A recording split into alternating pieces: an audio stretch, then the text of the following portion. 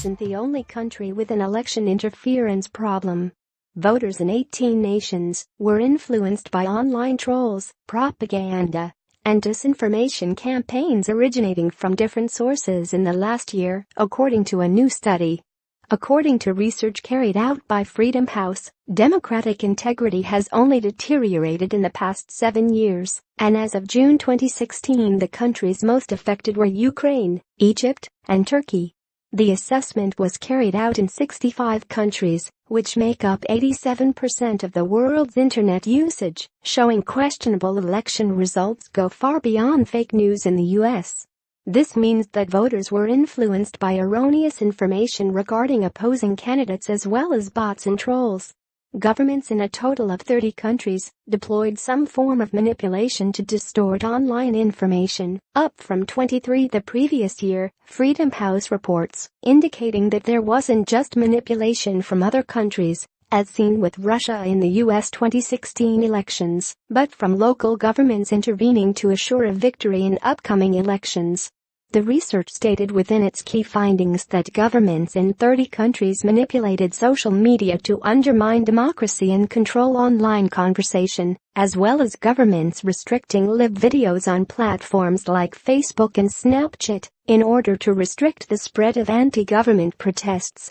Currently, the two countries most known for restricting internet freedom are China and Russia, where the government has notable control over what citizens access and news they consume.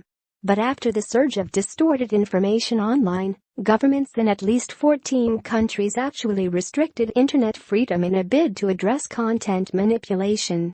Sanja Kelly, director of Freedom on the Net project, explains, governments are now using social media to suppress dissent and advance an anti-democratic agenda. Not only is this manipulation difficult to detect, it is more difficult to combat and other types of censorship, such as website blocking, because it's dispersed, and because of the sheer number of people and bots deployed to do it.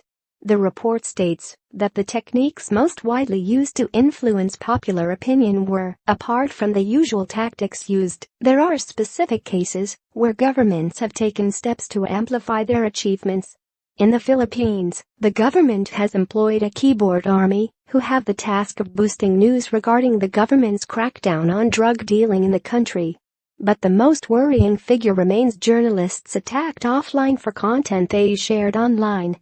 Freedom House reports that attacks against these figures rose 50% in the last year, with Syria, Mexico, Brazil, and Pakistan at the top of the list.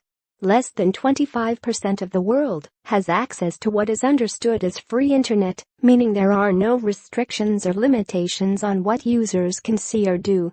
Let's hope that number increases before the internet becomes a real-life version. If 1984 votes in 18 nations hacked in last year on BBC.